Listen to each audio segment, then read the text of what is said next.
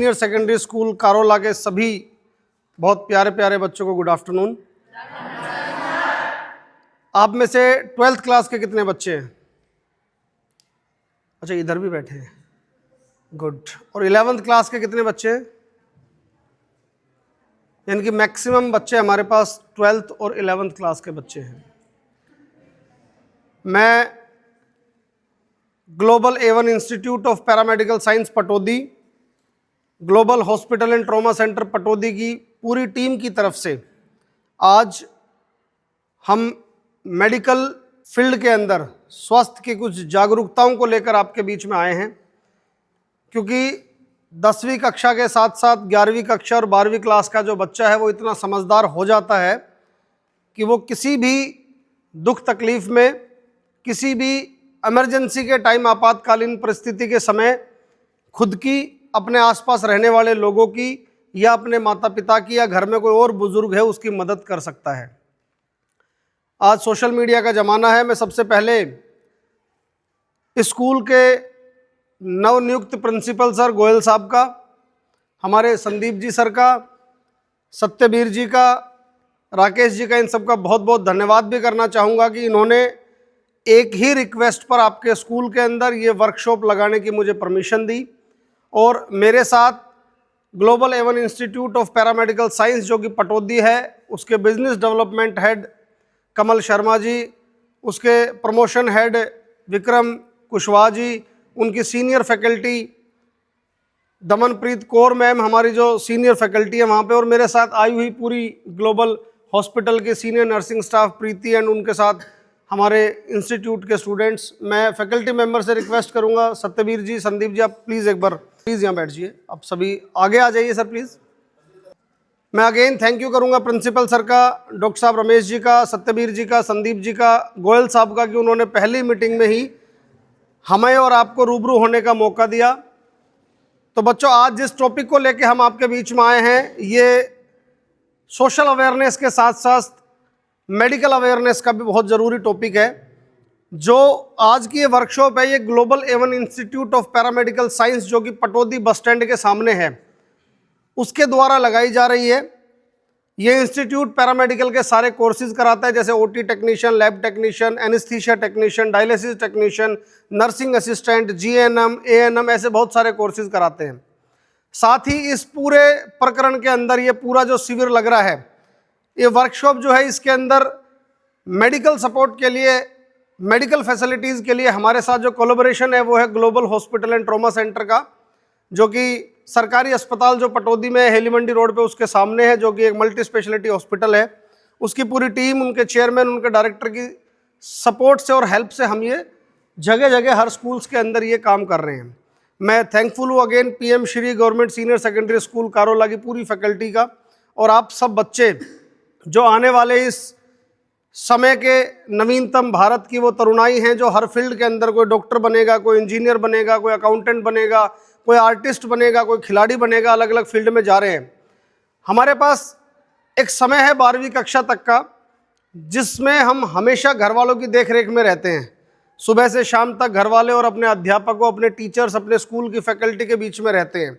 लेकिन जब हम इस दौर से बाहर निकलेंगे, अपने अपनी ग्रेजुएशंस करने के लिए, अपने अपने आगे के हायर एजुकेशंस के लिए जब फील्ड में जाएंगे, तो कई कई घंटों का हमें सफ़र भी करना पड़ेगा। कई कई घंटों हम अपने घर वालों से, परिवारजनों से बाहर भी रहेंगे।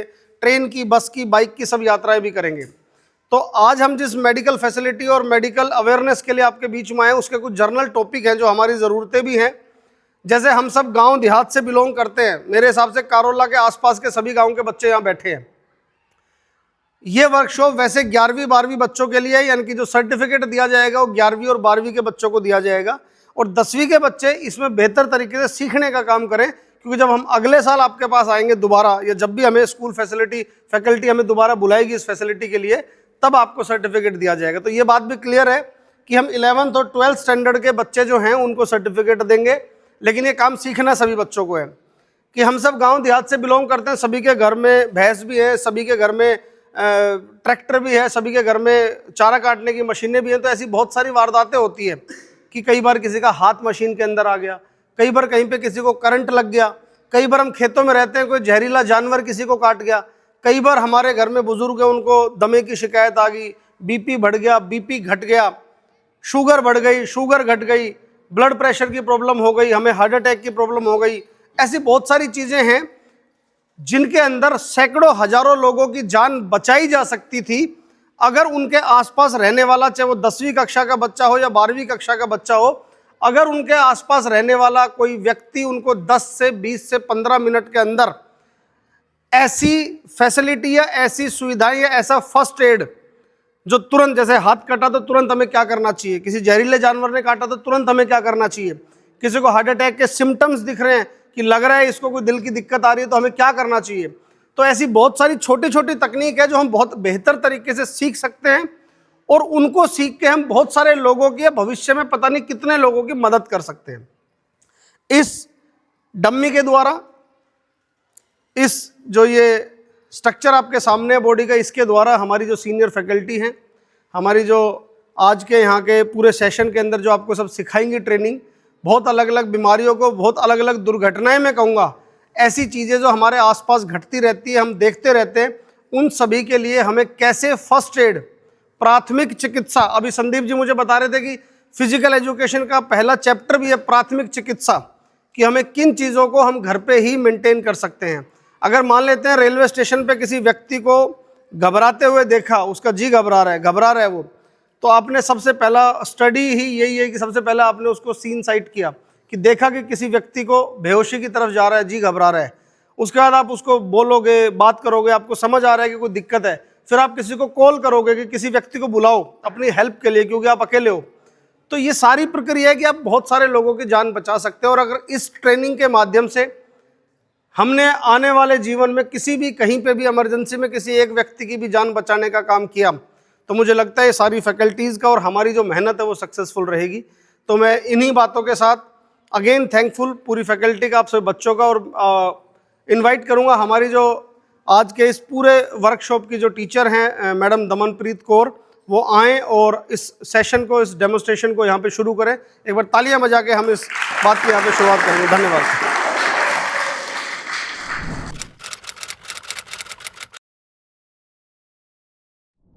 Myself, Damanpreet Kaur. I am a course coordinator in charge at Global A1 Institute of Paramedical Science. I am trained in the ICN at Medanta. तो स्टूडेंट्स, आज हम बात करने वाले हैं बहुत ही जो बेसिक टॉपिक्स है फर्स्ट एड एंड BLS के बारे में। BLS is stand for basic life support. तो आप अपने जैसे आसपास देखते रहते हैं कि डेली रूटीन्स में कोई भी इंसिडेंट आपको देखने को मिलता है, कोई कट होगी, इंजरी होगी, कोई बर्न के केसेस हो गए, तो उसके लिए आप शॉर्ट टर्म क्या ट्रीटमेंट दे सकते हो। तो आज हम बात करने वाले हैं फर्स्ट एड के बारे में। तो देन हम बात करेंगे उसके बाद BLS के बारे में कि आप BLS कैसे दे सकते हो। तो फर्स्ट है फर्स्ट एड की। फर्स्ट एड की डेफिनेशन क्या होती है कि फर्स्ट एड क्या होता है। कुछ लोगों को तो यही नहीं पता कि फर्स्ट एड होता क्या है। फर्स्ट एड में क्या होता है, हम इमरजेंसी मेडिकल केयर गिवन देते हैं, यानी कि इमरजेंसी में दी गई केयर, जिसको हम क्या बोलते हैं, हम फर्स्ट एड।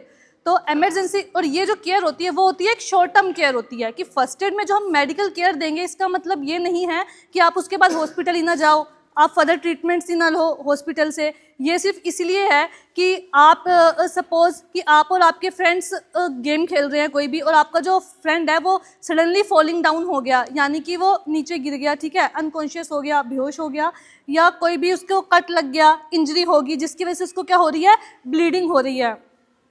और आपके वहाँ से जहाँ पे ये इंसिडेंट हुआ है, सपोज आपके स्कूल में ही हुआ है, यहाँ से जो हॉस्पिटल है उसका जो डिस्टेंस है वो आपका कितना है, 30 मिनट्स का डिस्टेंस है। कि आपको स्कूल से हॉस्पिटल जाने में कितना टाइम लगेगा, 30 मिनट्स लगेंगे।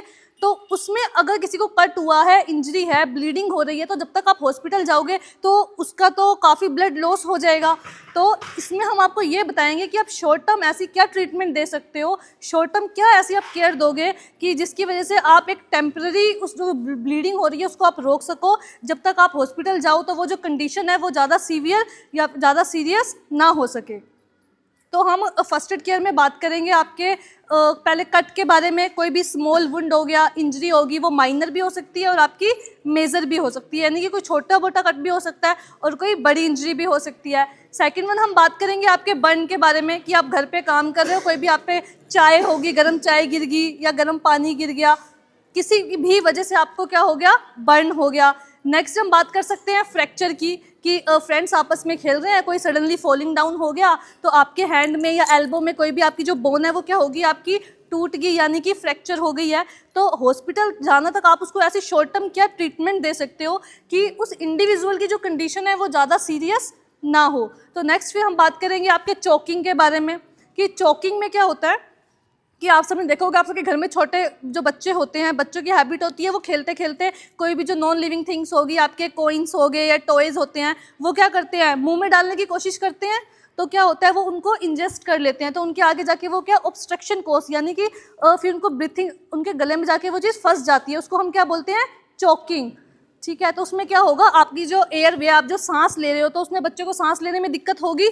ठीक है, तो ऐसे टाइम पे आप, कई बार इतना टाइम नहीं होता कि आप हॉस्पिटल तक जा सको, तो उस टाइम आपको अवेयरनेस होनी चाहिए आप सब में कि उस टाइम आपको क्या करना है, आप शॉर्ट टर्म ट्रीटमेंट क्या दे सकते हो। ठीक है, फर्स्ट आप क्या करो, आप अपने घर पे ही शॉर्ट टर्म ट्रीटमेंट दे सकते हो, देन उसके बाद आप हॉस्पिटल चले जाओ, वहाँ पे जो आपकी एडवांस मेडिकल ट्रीटमेंट्स है वो भी आप ले सकते हो।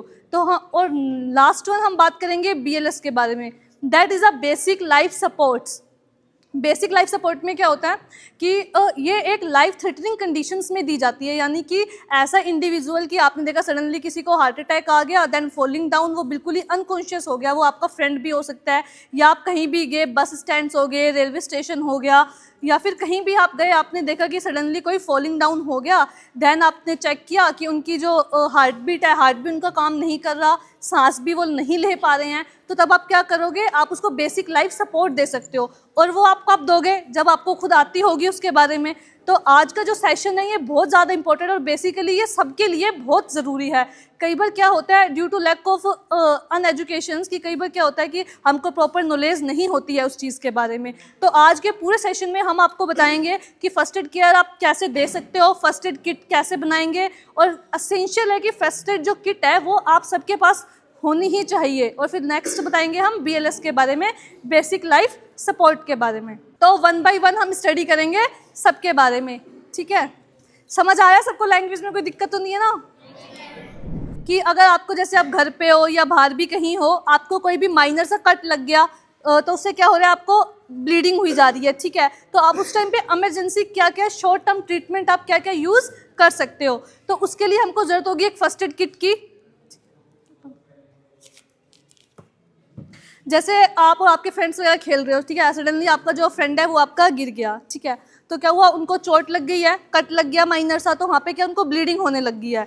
अब कई लोग क्या करते हैं, जैसे जिनको प्रॉपर नॉलेज नहीं होती, स्पेशली जैसे गांव में हमारे जो बड़े बूढ़े होते हैं, वो उस पर या तो मिट्टी लगा लेंगे या तो काऊ डंक लगा लेंगे। क्या चीज़ ये सही है? नहीं, इससे सेप्सिस होने का ज़्यादा खतरा रहता है, यानी कि इन्फेक्शन होने के कोज होते हैं। जो आपकी मिट्टी होगी उसमें बहुत सारे बैक्टीरियाज होंगे ना, कीटाणु होंगे बहुत सारे, तो क्या हमको वो लगाना चाहिए? नहीं लगाना चाहिए ना।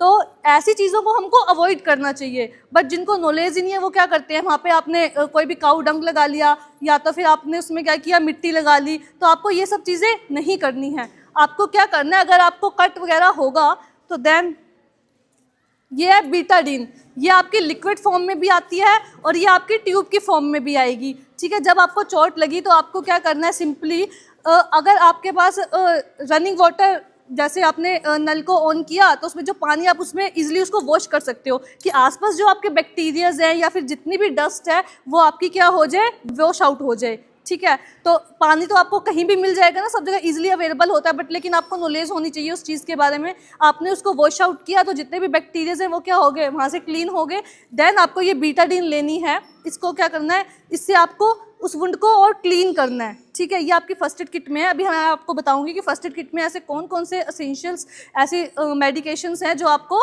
रखनी ही चाहिए। ठीक है, फर्स्ट है आपकी बीटाडीन, ये आपकी लिक्विड फॉर्म में भी आएगी और ये आपकी ट्यूब के फॉर्म में भी होगी। ठीक है, तो फर्स्ट आपको क्या करना है, आपको पहले पानी से वॉश आउट कर लेना है। वॉश आउट करने के बाद आपको बीटाडीन को कॉटन में लेना है। देन कॉटन में आपको क्या करना है, ऐसे डिप करना है।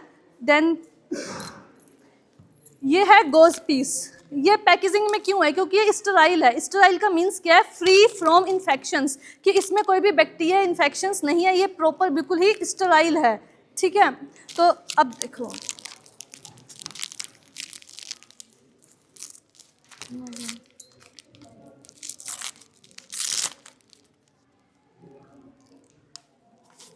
इसमें से हमने एक, इसको हम बोलते हैं गोस पीस, इसमें आपने लिया, देन आप इसको ओपन करके इसको ऐसे इसमें डिप कर सकते हो। डिप करने के बाद जहाँ भी आपके कट वगैरह लगा है आप उस पर क्या करोगे, इसको अप्लाई करोगे। अप्लाई करने देन आप ऐसे इसको बैंडेज कर सकते हो, पट्टी बांध सकते हो, ठीक है।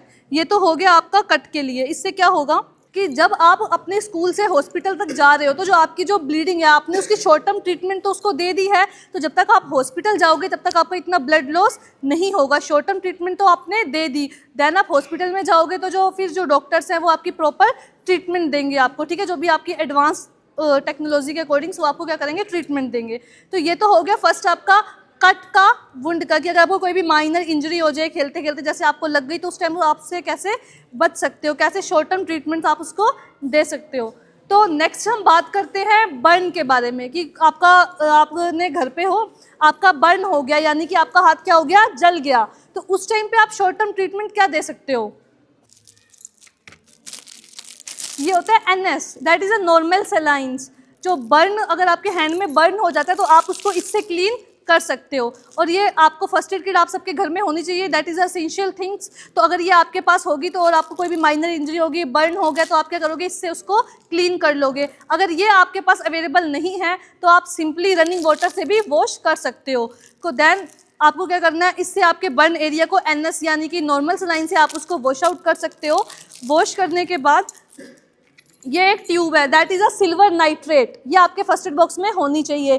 जब आपका कोई बर्न वगैरह हो जाता है, आपका हाथ जल जाए, तो आप इस ट्यूब को क्या करोगे, सिंपली पहले आपने रनिंग वाटर से वॉश कर लिया उस एरिया को, देन आपने उसमें ये ट्यूब क्या करनी है, अप्लाई करनी है। फिर अप्लाई करने के बाद आप क्या करोगे, देन अगेन आप बैंडेज लगा सकते हो बर्न वाले एरिया में, ठीक है। फिर दैट इतना सा करने के बाद आप क्या करोगे, आप फिर हॉस्पिटल जाओगे फर्दर ट्रीटमेंट्स के लिए। ये तो फिर short term treatment. Short term treatment का मतलब ये नहीं है कि आप हॉस्पिटल नहीं जाओगे। फर्स्ट एड केयर सिर्फ इसलिए है कि आप इमरजेंसी में केयर दे सको। ये जैसे आपके घर में कोई ऐसा केस हो जाता है या आप कहीं भी जा रहे हो, आपने देख लिया आपके फ्रेंड्स स्कूल में, तो इसलिए आप सिर्फ शॉर्ट टर्म ट्रीटमेंट दे सको, तो उस चीज़ के लिए है ये चीज़, ठीक है। तो नेक्स्ट हम बात करते हैं आपके फ्रैक्चर के बारे में, कि आपने देखा कि कोई भी आपका फ्रेंड है, वो गिर गया, ठीक है, तो उनके फ्रैक्चर हो गया। फ्रैक्चर है बोन का टूटना।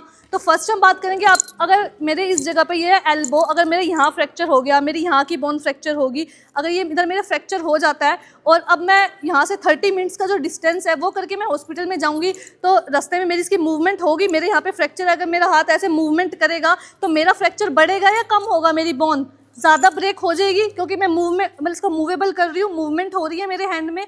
तो आपको शॉर्ट टर्म ट्रीटमेंट में ऐसा क्या करना है कि आपका जो ये फ्रैक्चर वाला पार्ट है ये आपका मूवमेंट ना करे, यानी कि ज़्यादा हिले डुले ना। तो उसके लिए आप क्या कर सकते हो, अगर आपका एल्बो में फ्रैक्चर होता है तो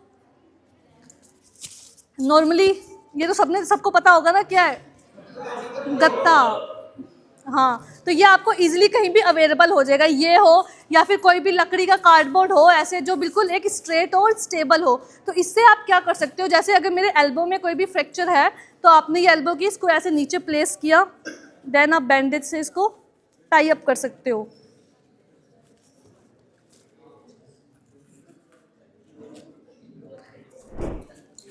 अब मेरी इसकी जो मूवमेंट है, क्या मैं इसको ऐसे बेंड कर सकती हूँ, नहीं कर सकती। तो जब तक मैं हॉस्पिटल जाऊंगी तो मेरा जो हाथ है ये कैसा रहेगा, मेरा इमूवेबल, यानी कि इसमें बहुत कम ही मूवमेंट होगी। तो इससे क्या होगा कि हॉस्पिटल जाने तक ये मेरी शॉर्ट टर्म ट्रीटमेंट हो गई है, मैं इसमें मेरा जो फ्रैक्चर है वो ज़्यादा मेरा बढ़ेगा नहीं, वो यहीं तक कैसा हो गया, आपका स्टेबल हो गया। देन आप हॉस्पिटल गए, जितना भी आपका डिस्टेंस है 30 मिनट्स का, देन आगे जाके आपको जो डॉक्टर्स हैं वो आपको क्या करेंगे, एडवांस ट्रीटमेंट देंगे, ठीक है। तो तब तक के लिए क्या होगी, आपकी ये शॉर्ट टर्म ट्रीटमेंट हो गया।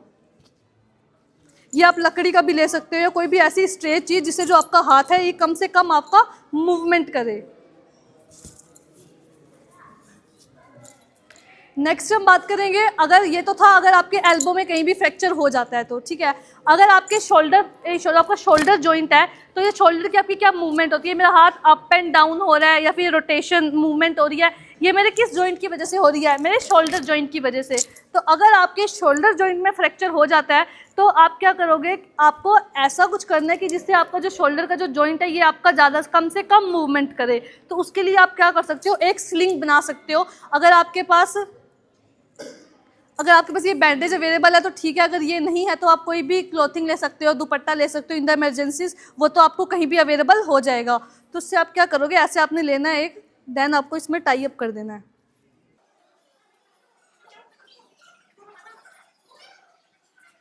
इसको आपने टाई अप किया, देन आपने इसको गले में डालो और अपने हाथ को आप ऐसे रख सकते हो इसके अंदर, ठीक है। ये आपको एक टेम्पररी शॉर्ट टर्म ट्रीटमेंट है, ठीक है। इससे क्या होगा, अब क्या मेरी इसकी मूवमेंट होगी, अब मैं नॉर्मल अगर मैं वॉक भी कर रही हूँ तो मेरा ये जो जॉइंट है इतना मूवमेंट नहीं करेगा, ठीक है। तो यहाँ पे स्टेबल हो गया, तो that is a short term treatment, कि जब तक आप हॉस्पिटल डॉक्टर के पास नहीं जा रहे हो एडवांस ट्रीटमेंट के लिए, तो तब तक के लिए क्या हो गया, आपका जो ये शोल्डर की मूवमेंट है वो क्या होगी, आपकी स्टेबल होगी। क्लियर। अगर आपके पास ऐसे बैंडेज अवेलेबल नहीं है तो आप क्या कर सकते हो, कोई भी चुन्नी से भी कर सकते हो, ऐसे आप किसी भी कपड़े से कर सकते हो, ये तो नॉर्मल थिंग्स है जो आपको अवेलेबल हो जाएगी इजीली कहीं भी, ठीक है। सो नेक्स्ट हम बात करने वाले हैं चॉकिंग के बारे में। चॉकिंग में क्या था कि कोई भी बच्चा है आपके घर में छोटे, या इनफैक्ट बड़ों में भी क्या होता है, कई बार कोई चीज़ होती है जो आपके गले में फंस जाती है, जिसकी वजह से आपको सांस लेने में दिक्कत हो सकती है। और जो छोटे बच्चे होते हैं वो भी कुछ भी चीज़, उनकी हैबिट होती है अपने मुंह में लेने की, चाहे वो स्मॉल टॉयज़ हो, कॉइन्स हो, एनीथिंग नॉन लिविंग थिंग्स, ठीक है। उन्होंने यानी कि जो अनऑडिबल चीज़ है, यानी कि जो आप खा नहीं सकते हो, ठीक है, वो चीज़ बच्चों ने क्या करी, अपने इंजेस्ट करी, देन आगे जाके उन्होंने क्या किया, ऑब्स्ट्रक्ट कर दिया, तो उनको चॉकिंग होगी, तो फिर उनको सांस लेने में दिक्कत होगी। तो उस टाइम पे आप क्या कर सकते हो, फर्स्ट पहले तो हम ये बात करेंगे कि आपको क्या नहीं करना चाहिए। जैसे घर में छोटे बच्चे होते हैं, उन्होंने कोई भी चीज़ इंजेस्ट कर ली, खा ली, तो उनके पेरेंट्स कई बार क्या करते हैं कि वो ध्यान ही नहीं देते हैं उनका माउथ ओपन करके उन्होंने क्या चीज़ इंजेस्ट किया, वो बस बिना देखे अपने बातों में लग रहे हैं। देन उन्होंने बच्चे का माउथ ओपन किया और ब्लाइंडली फिंगर इंसर्ट करी उनके माउथ में और निकालने की कोशिश करी। आप सबने देखा होगा, ऐसा होता है ना कि छोटे बच्चों ने मुंह में कुछ खाया तो देन उनके हाथ निकाल के निकालने की कोशिश कर रहे हैं। दैट इज़ अ ब्लाइंड, इसको हम बोलते हैं ब्लाइंड फिंगर का इंसर्ट करना, कि यानी कि आपने देखा नहीं है, ब्लाइंडली आंखें बंद करके आप निकाल रहे हो। तो उस कंडीशंस में क्या होगा कि आपका कोई ऑब्जेक्ट है जो सिर्फ बच्चे के यहीं तक गया, कि अगर आप उसका माउथ ओपन करके देखोगे तो वो आपको विजिबल है, वो आपको दिख रहा है, बट आपने ध्यान नहीं दिया, आपने अंदर बिना देखे फिंगर घुसाई, तो वो चांसेस है कि वो और अंदर चला जाएगा, क्योंकि आप देख के तो फिंगर इंसर्ट कर नहीं रहे हो, ठीक है। तो उससे क्या होगा, कभी भी ब्लाइंडली फिंगर इंसर्ट आपको बच्चे के माउथ में नहीं करनी at the time of choking. जब बच्चे ने कुछ भी इंजेस्ट कर लिया है तो आपको क्या करना है, ब्लाइंडली फिंगर इंसर्ट नहीं करनी। इस चीज़ से आप बिल्कुल, आपको टोटली अवॉइड करना है इस सब चीज़ को। आपको क्या करना है, आप पहले बच्चे का माउथ ओपन कराओगे, अगर आपको वो ऑब्जेक्ट बच्चे के माउथ में दिख रहा है, विजिबल है, तो देन आप उसको निकाल सकते हो अपने हाथ से, बट आपको ब्लाइंडली इंसर्ट नहीं करना। उससे चांसेस होंगे कि जो ऑब्जेक्ट आपका अभी ऊपर ही है, आप उसको जानबूझ के धक्का दे रहे हो अंदर की साइड, ठीक है। तो आपको ऐसा नहीं करना है। सेकंड वन, कि अगर आपने पहले माउथ ओपन करके देखा, अगर आपको ऑब्जेक्ट दिख रहा है तो आप उसको देख के निकाल सकते हो। अदरवाइज आपको ऑब्जेक्ट नहीं सीन हो रहा तो आप उसको क्या करोगे, आप उसको ये जो शोल्डर, ये हमारे शोल्डर ब्लेड्स होते हैं, यहाँ पे आप 5 स्लैप्स दो। अब सपोज इन्होंने कोई चीज़ इंजेस्ट कर ली, इनको चॉकिंग हो गई है, तो चॉकिंग में आपको क्या देखने को मिलेगा, उनके गले में कुछ फंसेगा तो उनका ऐसा साइन होगा, गला, जैसे कि इनको क्या गले, इनके गले में कुछ फंस गया, इनको सांस लेने में दिक्कत हो रही है। तो आप क्या करोगे, जो शोल्डर ब्लेड्स होते हैं ना, ये जो आपके बोन, इस पे आप 5 बैक स्लैप्स दोगे, 1 2 3 4 5। इससे क्या होगा कि पीछे की तरफ दबाव पड़ रहा है तो वो जो है मे बी कि वो बाहर आ सकता है, चांसेस हैं। और आप जो स्लैप करोगे वो आपको कभी भी यहाँ से प्रेशर नहीं करना। क्यों? क्योंकि यहाँ पे आपका ऐसे नहीं मारना, आपको जो करना है, ये जो है ना आपकी पाम, ये लोअर पार्ट, आपको इससे प्रेशर देना है, क्योंकि ये आपका हार्ड पार्ट है। टच करके देखो, एज कंपैरिजन तो जो आपके फिंगर्स हैं, ये है, इसके कंपैरिजन में आपको जो लोअर पार्ट है आपकी पाम का, ये ज़्यादा हार्ड है। इससे जब आप ऐसे बैक स्लैप्स दोगे 5 टाइम, तो क्या होगा, प्रेशर पड़ेगा, तो आपका जो वो फॉरेन पार्टिकल्स है, जो भी आपने ऑब्जेक्ट को इंजेस्ट किया, वो आपका क्या हो जाएगा, बाहर निकल के आ जाएगा। अगर इन केस तब भी वो आपका बाहर निकल के नहीं आता, तो उस कंडीशन में हम उसको देते हैं एब्डोमिनल थ्रस्ट। तो एब्डोमिनल थ्रस्ट क्या होता है उसके बारे में हम बताएंगे। अब सपोज इनको चॉकिंग हो गई है, इन्होंने फॉरेन पार्टिकल को इंजेस्ट कर लिया, तो और आपने 5 स्लैप्स भी दे दी हैं, तब भी वो जो फॉरेन पार्टिकल्स है वो बाहर निकल के नहीं आ रहा है। तो एक तो आप पेशेंट को बोलोगे कि आप कफिंग करो, हम बोलते हैं ना, खांसो ताकि जो चीज़ है वो बाहर आ जाए। अगर वो बाहर आ जाती है तो ठीक है, अदरवाइज वो तब भी बाहर नहीं आती, तो आप उसको एंड में दोगे एब्डोमिनल थ्रस्ट। तो वो हम कैसे देते हैं वो आपको ही बताएंगे। आपकी जो ये रिब्स होती हैं, रिब्स के नीचे की साइड फील करो सारे, आपको एक थोड़ा डिप्रेशन था जहाँ पे आपकी बोन्स रिब्स खत्म हो रही हैं आपकी, उसके नीचे एक पार्ट है, वहाँ पे आपको क्या करना है, ऐसे आपको एक हाथ की मुट्ठी बनानी है, फिस्ट बनाना है, देन दूसरे से आपको ऐसे पकड़ना है और बैक की साइड क्या करना है, आपको प्रेशर शो अप करना है कि कोई और करेगा। जैसे इनको चोकिंग है और ये आपका कोई फ्रेंड है, इन्होंने क्या किया, एक मिनट यहाँ बताना, ये देखो ये फिस्ट दिख रहा है आपको बना हुआ, इन्होंने यहाँ पे इसको प्लेस किया, देन इससे ये प्रेशर देंगे। तो ये जो प्रेशर है वो आपका ऐसे नहीं होना, ये ऐसे थोड़ा अबव साइड में जाना चाहिए, ठीक है। ये नहीं कि आप बिल्कुल स्ट्रेट दे रहे हो, स्ट्रेट नहीं, ये ऐसे जाएगा, समझ रहे हो, ऊपर की साइड आपको प्रेशर देना है, ठीक है। ऐसा करने से क्या होगा, आपको जो फॉरेन पार्टिकल्स है वो आपका बाहर की साइड आ जाएगा, ठीक है। नेक्स्ट आपका चोकिंग में आपकी 2 कंडीशंस होती हैं। एक होती है आपकी कि आप पहले रिस्पॉन्स देखते हो पेशेंट का, कि जो पेशेंट है वो आपका कॉन्शियस है या फिर अनकॉन्शियस है। कॉन्शियस का मतलब क्या होता है, आप सब क्या हो, आप सब अभी कॉन्शियस हो, यानी कि जो होश में होता है उसको हम क्या बोलते हैं, कॉन्शियस। और अनकॉन्शियस कौन सा होता है, जो बेहोश होता है, वो किसी भी चीज़ के लिए अवेयर नहीं होता, उसको हम क्या बोलते हैं, अनकॉन्शियस। तो आपने देखा कोई चोकिंग का, वो एडल्ट्स में भी हो सकती है, बच्चों में भी हो सकती है। तो कई बार क्या होता है, आपने कोई फॉरेन पार्टिकल को इंजेस्ट किया, देन वो जो इंडिविजुअल है वो तभी फॉलिंग डाउन हो गया, यानी कि वो नीचे गिर गया और बेहोश हो गया, ठीक है। तो उस टाइम पे आपको 2 कंडीशंस देखनी है। अगर वो कॉन्शियस है तो आप क्या करोगे, अगर वो होश में है, जैसे मैंने अभी आपको जो बताया चोकिंग का, उसमें क्या था, पेशेंट होश में था, मतलब उसको पूरा होश है, आइज उसकी ओपन है, प्रॉपरली रिस्पॉन्स कर रहा है, तब तो आप क्या करोगे, उसको कफिंग के लिए इंक्रीज करोगे, 5 बैक स्लैप्स दोगे आप उसको, एब्डोमिनल थ्रस्ट आप उसको दे सकते हो। नेक्स्ट सेकंड केस में आप देखोगे, अगर पेशेंट आपका अनकॉन्शियस है, कि पेशेंट को चोकिंग हुई, देन वो फॉलिंग डाउन और क्या हो गया, वो बेहोश हो गया, और वो बेहोश हो गया, तो आप क्या करोगे, उस कंडीशन में आपको उसके पास जाना है, देन आपको चेक करना है।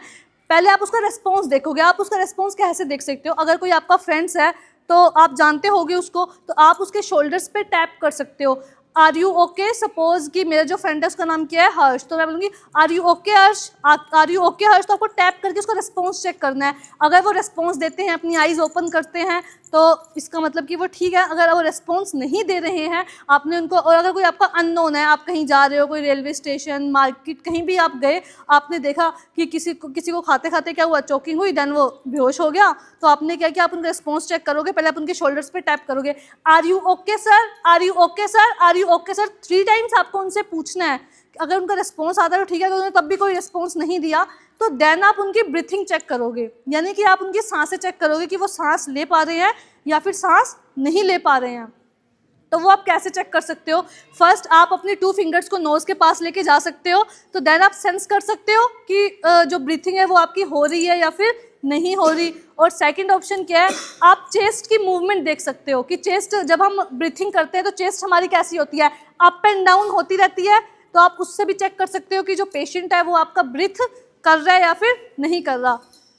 आपने देखा जो पेशेंट है वो कोई रिस्पॉन्स नहीं दे रहा है, ब्रीथिंग उसकी अपसेंट है, तो देन आप उसकी चेक करते हो हार्ट बीट। हम हार्ट बीट कैसे चेक करते हैं, पल्स से चेक करते हैं। यहाँ पे देखते हैं ना हम पल्स, इसे हार्ट बीट का पता चलता है। ये हम 9 साइड से देख सकते हैं, बट जब हम इमरजेंसी में देखते हैं तो हम कौन सी पल्स चेक करते हैं, आपकी कैरोटिड पल्स, वो आपकी यहाँ प्रेजेंट होती है, यहाँ प्रेजेंट होगी आपकी कैरोटिड पल्स। तो हम उस पेशेंट की सेकंड वन क्या चेक करते हैं, कैरोटिड पल्स को चेक करेंगे कि उसका जो हार्ट है वो ढंग से फंक्शन कर रहा है या फिर नहीं कर रहा, उसका हार्ट काम कर रहा है या फिर काम करना बंद हो गया। आपने चेक किया, कैरोटिड पल्स आपको फील नहीं हो रही, दैट मीन्स कि जो हार्ट है वो आपका ब्लॉक हो चुका है, जो वो पेशेंट है वो क्या हो चुका है, आपका कार्डियक अरेस्ट हो चुका है।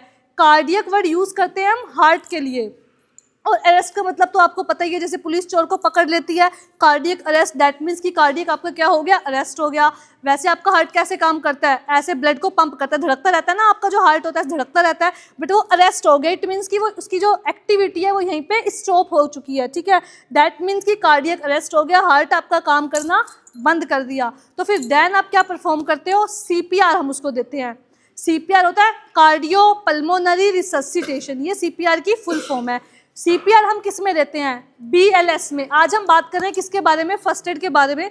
जैसे कि मैंने आपको बताया फर्स्ट एड केयर की, फर्स्ट एड में हम क्या क्या देते हैं आपको, चोकिंग में दे सकते हैं, बर्न के केस में, फ्रैक्चर में, स्मॉल माइनर या मेजर इंजरी होगी, कट हो गया, कोई ब्लीडिंग होगी, देन सेकंड में हम बात कर रहे थे BLS के बारे में, बेसिक लाइफ सपोर्ट। तो जो BLS हम कब देते हैं, जब आपने देखा कि आपके आसपास आपका कोई फ्रेंड है, कोई भी इंडिविजुअल है, उसकी पल्स भी अपसेंट है, उसकी ब्रीथिंग भी अपसेंट है, तो देन आप क्या करोगे, उसको BLS दोगे, यानी कि बेसिक लाइफ सपोर्ट। कि उस टाइम क्या टोटली वो जो पेशेंट है वो डेड है, क्योंकि उसकी पल्स भी नहीं है, हार्ट भी काम नहीं करा, दैट मीन्स कि वो पेशेंट क्या, उसकी लाइफ थ्रेटनिंग कंडीशन है, कि उसके मरने वाली हालत हुई पड़ी है। तो देन आप उस टाइम पे उसको कैसे बचा सकते हो। अब ये क्यों ज़रूरी है, इससे क्या है कि आपके इतने सारे बच्चे हैं, अगर आप सब ने भी अगर किसी एक की भी जान बचा ली तो ये बहुत अच्छी बात है ना आप सबके लिए, कि ये ट्रेनिंग भी आपके काम आ जाएगी। ये ट्रेनिंग आपके लिए किस लिए है, ताकि आप सब ये चीज़ सीखो और आप कभी ऐसा इंसिडेंट अपने सामने देखते हो तो आप उस चीज़ को परफॉर्म कर सको, किसी की जान को बचा सको।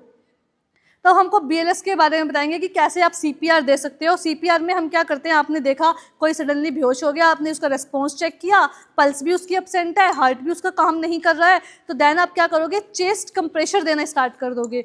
चेस्ट कंप्रेशर में कहते हैं हम चेस्ट को कंप्रेस करेंगे। अब चेस्ट को भी कौन से पॉइंट पे हम कंप्रेस करेंगे, हार्ट आपका कौन सी साइड प्रेजेंट होता है, लेफ्ट साइड, सबको पता है लेफ्ट साइड प्रेजेंट होता है आपका हार्ट। लेफ्ट साइड में भी कहाँ पे, 5th इंटरकोस्टल मसल्स के पास। अब 5th इंटरकोस्टल मसल्स क्या होती है, अब आपकी जो ये रिब्स होती है ना, ये रिब्स फर्स्ट और सेकंड रिब्स के बीच में आपको एक स्पेस देखने को मिलेगा, आप सब फील कर सकते हो। फर्स्ट एंड सेकंड रिब्स के बीच आपको जो स्पेस देखने को मिलेगा, that is your first intercostal space, और सेकंड और थर्ड रिब्स के बीच में जो स्पेस होगा, that is your second intercostal space. ऐसे ही आपकी जो 5th और 6th रिब के बीच में एक स्पेस होता है जिसको हम बोलते हैं 5th इंटरकोस्टल स्पेस। तो वहाँ पे उसके जस्ट पीछे की साइड में क्या प्रेजेंट होता है, आपका हार्ट। तो उसमें हम क्या करेंगे, चेस्ट को कंप्रेस करेंगे। अब हम इसकी रेशियो देखें कि हमको कितनी बार करना है, 30 टाइम्स, 30:2, यानी कि 30:2 में हम CPR को अप्लाई करते हैं। 30 टाइम्स तो आपको क्या करना है, चेस्ट को कंप्रेस करना है, और 2 टाइम्स आपको क्या करनी है, उसको ब्रीथिंग देनी है। ब्रीथिंग आप कैसे दे सकते हो, उसको माउथ टू माउथ आप उसको ब्रीथिंग दे सकते हो। देन फिर आपको 30 चेस्ट कंप्रेशन स्टार्ट करने हैं, देन फिर आपको क्या देनी है, 2 ब्रीथिंग देनी है। और ऐसा आपको कब तक कंटिन्यू करना है, जैसे कि सपोज ये दो जा रहे थे रास्ते में, एक ने देखा कि वो जो इंडिविजुअल है वो सडनली फॉलिंग डाउन हो गया, इन्होंने उसको चेस्ट कंप्रेशर देना स्टार्ट कर दिया, यानी कि CPR देना स्टार्ट कर दिया। तो इनकी जो फ्रेंड है वो क्या करेगी, वो एम्बुलेंस इमरजेंसी में कॉल करेगी कि पेशेंट हो गया। जब तक वो एम्बुलेंस नहीं आती तब तक उस पेशेंट को बचाने का काम, मैनेज का काम कौन करेगा, तब तक ये काम करेगी उनको बचाने का काम। और ये कब पॉसिबल है, जब आपने ट्रेनिंग ले रखी होगी BLS की, जो भी आपकी चल रही है, तो इसके बारे में आप सबको नॉलेज होनी चाहिए। ठीक है, तो अब हम आपको परफॉर्म करके बताएंगे कि CPR आप कैसे कर सकते हो। ठीक है, तो हम इस डमी पे अप्लाई करके बताएंगे। आपका जो ये पेशेंट है ये मतलब बिल्कुल फ्लैट सरफेस में होना चाहिए। अगर ये बिल्कुल ऐसे टेढ़ा मेढ़ा या फिर मतलब इसकी जो पोजीशन है, गेस्चर पोस्चर है, वो बिल्कुल भी अनऑर्गेनाइज्ड है, ठीक है, सही नहीं है, तो आप उसको क्या करोगे, पहले आप उसकी सेफ्टी देखोगे। सपोज अगर आपने इसको किसी गद्दे में लिटा के आप इसको कंप्रेशर दे रहे हो, तो हम जो चेस्ट को कंप्रेस करते हैं ना, दबाते हैं, वो हम कितना दबाएंगे, हम 1.5 इंच, हमको इतना प्रेशर लगाना है कि 1.5 इंच के समथिंग जो आपकी चेस्ट है वो आपकी कंप्रेस हो जाए, क्योंकि 1.5 इंच के अंदर जो आपका हार्ट होता है वो रिब्स के अंदर आपका प्रेजेंट होता है। अगर आपने 1.5 इंच आप उसको कंप्रेस करोगे तब जाके आपके हार्ट में क्या पड़ेगा, कंप्रेशर पड़ेगा। अगर आपने 1.5 इंच से कम आप उसको कंप्रेस कर रहे हो तो आपका उसका कोई भी फायदा नहीं है, क्योंकि वो जो प्रेशर है वो आपके हार्ट तक तो जा ही नहीं पा रहा है, तो आपको फिर प्रेशर देने का फायदा ही नहीं है कोई। तो एटलीस्ट कि 1.5 इंच तो आपका अंदर सप्रेस होना ही चाहिए। तो अगर आपने किसी ऐसे इंडिविजुअल को किसी अपने गद्दे पे लिटा दिया, आप उसको कंप्रेस कर रहे हो, तो गद्दा कैसा फ्लफी सा होता है, तो गद्दा आपका खुद ही नीचे हो जाएगा। तो क्या आपका वो जो 1.5 इंच का प्रेशर है वो प्रॉपर जा पाएगा, नहीं जाएगा, और आपको पता भी नहीं चलेगा। ठीक है, तो सबसे पहले आपको उसको बिल्कुल फ्लैट जो फर्श होते हैं, कुछ भी नहीं तो फ्लैट सरफेस पे आप उसको लिटा सकते हो, कि जैसे आप ज़मीन पे लिटा दो, ज़मीन बिल्कुल फ्लैट होती है, जैसे ये है। आपने इसको क्या किया, पहले आपने बिल्कुल स्ट्रेट पोजीशन में आपने इनको लिटा दिया, और इनकी जो क्लॉथिंग है आप उसको लूज़ कर सकते हो, यानी कि जैसे इन्होंने बहुत टाइट क्लॉथिंग पहन रखी है, इनके ऊपर तक जैसे बटन्स अगर इनके बंद हैं तो आप उसको, यानी कि इनके क्लॉथिंग को थोड़ा आप लूज़ कर सकते हो। ठीक है, आपने लूज़ किया, देन देखा बिल्कुल आपने इनको सही पोजीशन में लिटा दिया, देन आप क्या करोगे, इनका रेस्पॉन्स चेक करोगे। चेस्ट पे 3 टाइम्स आपको ऐसे स्लैप करना है, और आपको फिर देखना है कि are you okay sir, are you okay sir, are you okay, 3 बार आपको पूछना है। इन्होंने कोई रिस्पॉन्स नहीं दिया, देन क्या करोगे, हम इनकी ब्रीथिंग चेक करेंगे कि ये सांस ले रहा है या फिर सांस नहीं ले रहा है। अभी इन्होंने ऐसे फिंगर्स को नोज के पास लेके गए सेंस करने के लिए कि अगर वो ब्रीथिंग ले रहा होगा तो आपकी फिंगर्स पे आपको फील होगा सेंसेशन एयर का, तो इनको नहीं फील हो रहा है, इट मीन्स कि ब्रीथिंग आपकी क्या है, अपसेंट है। और आप इसको चेस्ट मूवमेंट से भी देख सकते हो कि इसकी जो चेस्ट है वो अप एंड डाउन हो रही है या फिर नहीं हो रही। अगर इसकी चेस्ट में कोई मूवमेंट नहीं है, इट मीन्स कि इनकी ब्रीथिंग टोटली कैसी है, अपसेंट है। देन हम चेक करेंगे इनका पल्स रेट, कि ब्रीथिंग से हमने देखा कि ब्रीथिंग इनकी अपसेंट है। नेक्स्ट हम देखेंगे इनका जो हार्ट है वो ढंग से फंक्शन कर रहा है या फिर नहीं कर रहा। हम इनकी हार्ट बीट चेक करेंगे। हार्ट बीट हम चेक करेंगे कैरोटिड पल्स से। इन्होंने कैरोटिड पल्स यहाँ पे चेक करी, इनको फील नहीं हो रही है। दैट मीन्स कि इनका जो हार्ट है वो ब्लॉक हो चुका है। अब हमको कंफर्म है कि ये जो है ये आपका पेशेंट कार्डियक अरेस्ट हो चुका है। इसका जो कार्डियक यानी हार्ट है वो अरेस्ट हो गया है, काम करना उसने बंद कर दिया है। अब ये ऑलमोस्ट डेड है। अब हमको क्या करना है, इसको बचाना है विद इन अ सेकेंड्स। आपको जैसे ही पता चलता है कि पेशेंट आपका कार्डियक अरेस्ट हो चुका है, आपको बिना सोचे समझे इनको चेस्ट कंप्रेशर देने स्टार्ट कर देने हैं। अब इनके साथ वो है वो इतने इमरजेंसी में कॉल करेंगे, एम्बुलेंस वगैरह बुलाएंगे। जब तक एम्बुलेंस नहीं आती तब तक इनको बचाने का काम किनका है, इनका। और ये कब पॉसिबल है, जब आपको बीएलएस के बारे में पता होगा कि सीपीआर हम कैसे देते हैं, बीएलएस क्या होता है, इन सब के बारे में आपको नॉलेज होगी, तभी तो आप परफॉर्म कर सकते हो किसी पे। तो अब ये आपको बताएंगे सीपीआर करके 30 टाइम्स ये देंगे चेस्ट कंप्रेशर और 2 टाइम्स ये क्या देंगे, ब्रीथ, वो भी माउथ टू माउथ। फिर अगेन 30 टाइम्स चेस्ट कंप्रेशर दिए जाएंगे, देन 2 टाइम्स ब्रीथ देंगे। और ये हमको कब तक करना है, जब तक इमरजेंसी की जो टीम है, हॉस्पिटल से कोई टीम या एम्बुलेंस आपके पास नहीं आ जाती, तब तक इसको क्या रखना है, आपको कंटिन्यू रखना है। अब इन्होंने 30 टाइम्स चेस्ट कंप्रेशन दिए, 2 टाइम्स उन्होंने ब्रीथिंग दी। ये तो 2 रेस्क्यूज हैं, यानी कि ये बचाने वाले भी कितने हैं, 2 हैं, तो हम इनको बोलेंगे 2 रेस्क्यूज। तो ये तो इनको चेस्ट कंप्रेशर देंगे 30 टाइम्स, 2 टाइम्स वो इनको ब्रीथ देंगे, देन अगेन ये 30 टाइम्स देंगे चेस्ट कंप्रेशन, देन 2 टाइम्स वो क्या देंगे, इनको ब्रीथ देंगे। तो फिर उसके बाद क्या होगा कि एक साइकिल कंप्लीट करने के बाद ये दोनों अपनी पोजीशंस को चेंज कर लेंगे। वो क्यों, क्योंकि अगर यही सीपीआर देते रहेंगे तो इनको खुद ही सीपीआर की जरूरत पड़ जाएगी, मतलब थक जाते हैं, तो हम क्या करेंगे, इनको चेंज कर लेंगे इनकी पोजीशंस को। ये वहाँ पे चले जाएंगे ब्रीथिंग देने और वो क्या करेंगे, इनको चेस्ट कंप्रेशर देंगे। जब तक वो चेस्ट कंप्रेशन दे रहे हैं, इनको थोड़ा रिलैक्स हो गया, थोड़ा रिलैक्स कर लिया इन्होंने, देन अगेन फिर ये अपनी पोजीशन चेंज कर लेंगे।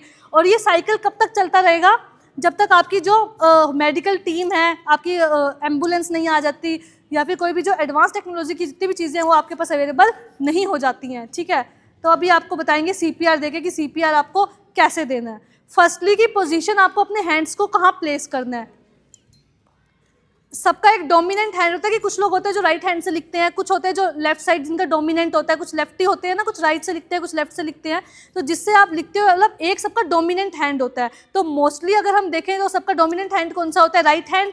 तो ये आपको अपर साइड पे रखना है, कि आपको लेफ्ट साइड में क्या करना है, आपका जो लेफ्ट हैंड है वो आपको ऐसे प्लेस करना है और राइट साइड को आपको इसके ऊपर ऐसे करके इसको इंटरलॉक कर लेना है। ठीक है, इसको फिंगर्स को फ्लैट एंड देन आपको इसको इंटरलॉक कर लेना है। और आपकी जो ये एल्बोज हैं ये बिल्कुल स्ट्रेट होनी चाहिए, ऐसे स्ट्रेट, ये बैंड ना हो। बिकॉज अगर ये बैंड है, आपने प्रेशर दिया तो वो तो 1.5 इंच तो आपकी यही बैंडिंग होगी, तो प्रेशर जाएगा ही नहीं ना हार्ट तक। तो आपको क्या करना है, स्ट्रेट डोमिनेंट हैंड को इसके ऊपर इंटरलॉक की, फिंगर्स देन बिल्कुल स्ट्रेट, और फिर आपको प्रेशर देना है, क्योंकि आपका ये बैंड नहीं होना चाहिए बिल्कुल भी, ये बिल्कुल स्ट्रेट होना चाहिए। जैसे देखो इनका है, हैंड्स बिल्कुल स्ट्रेट हैं इनके, लेफ्ट साइड में बिलोज द निप्पल आप 5th इंटरकोस्टल मसल्स आपकी प्रेजेंट होती है, वहाँ पे आपने लेफ्ट हैंड रखा, ऊपर इनका राइट डोमिनेंट हैंड है, फिंगर्स इनकी कैसी है, इंटरलॉकिंग है, आप देख सकते हो। अभी क्या करेंगे, प्रेशर अप्लाई करेंगे 30, ये चेस्ट कंप्रेशर देंगे, देन 2 टाइम्स वो क्या देंगे, ब्रीथिंग देंगे। स्टार्ट, बोल बोल के 2 3 4 5 6 7 8 9 10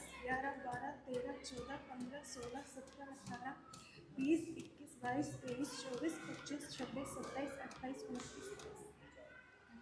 अब जब ब्रीथिंग देनी है तो हम क्या करेंगे, इसका जो हेड है इसको वैसे अप साइड में करेंगे, जो हेड है इसको ऐसे करेंगे। क्यों, ताकि जो आपका एयर है वो क्लियर हो सके, स्ट्रेट हो सके और इजीली ब्रीथिंग जा सके।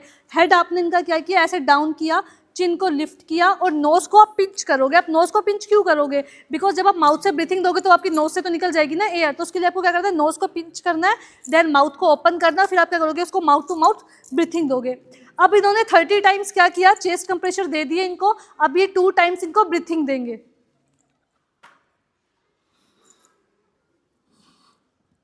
टू टाइम्स ब्रीथ होगी, देन अगेन चेस्ट का। अब क्या करेंगे, जैसे पोजीशन चेंज कर ली, आप आ जाओ, क्योंकि इन्होंने अभी दिया है, इनको थोड़ा रिलैक्स मिल जाएगा। अब ये 30 टाइम चेस्ट कंप्रेशर देंगे।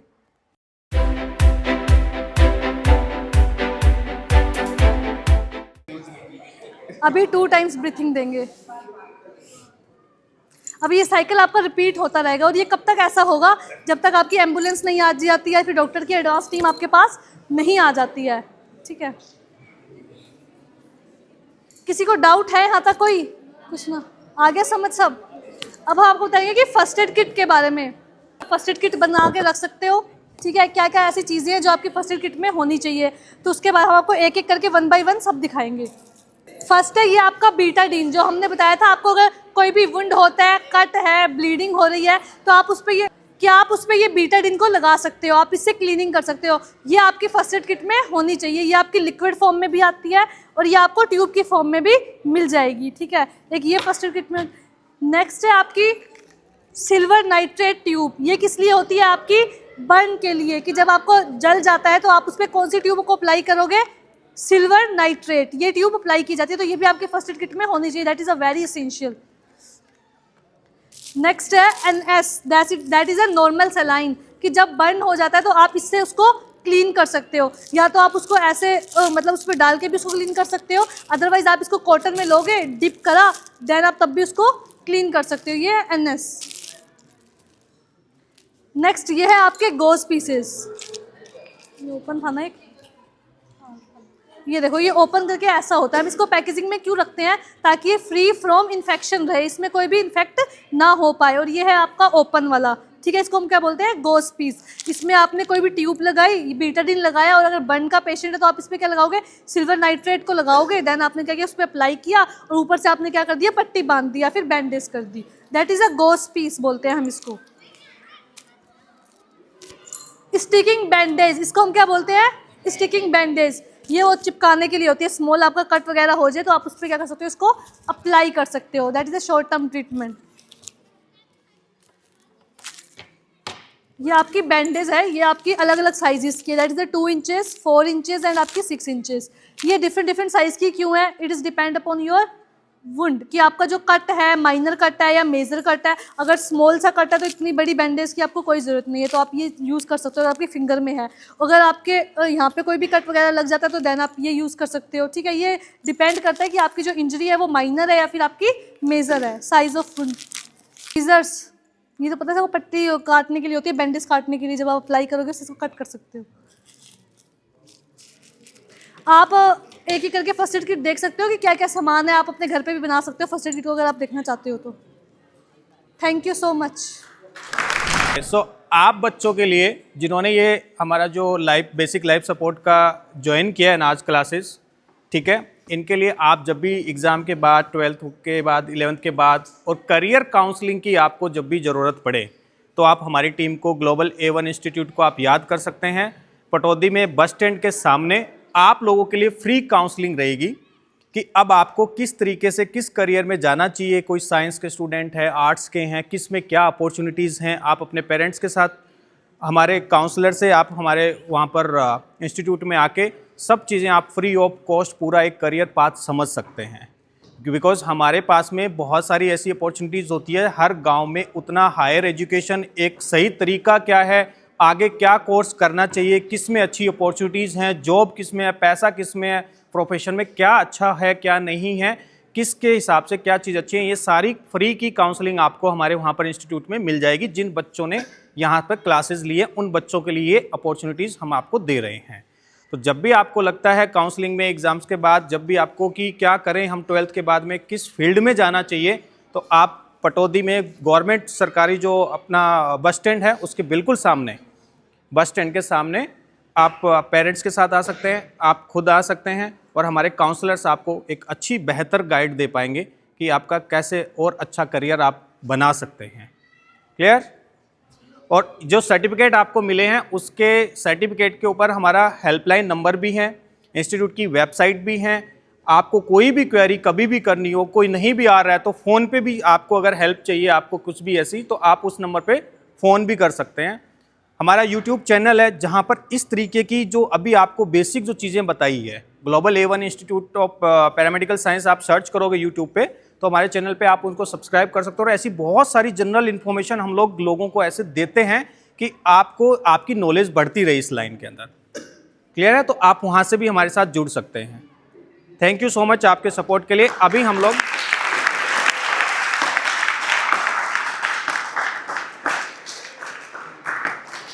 एक बार हम फैकल्टीज़ के सर्टिफिकेट के बाद हम आपको सर्टिफिकेट डिस्ट्रीब्यूशन करना शुरू कर देंगे, ठीक है।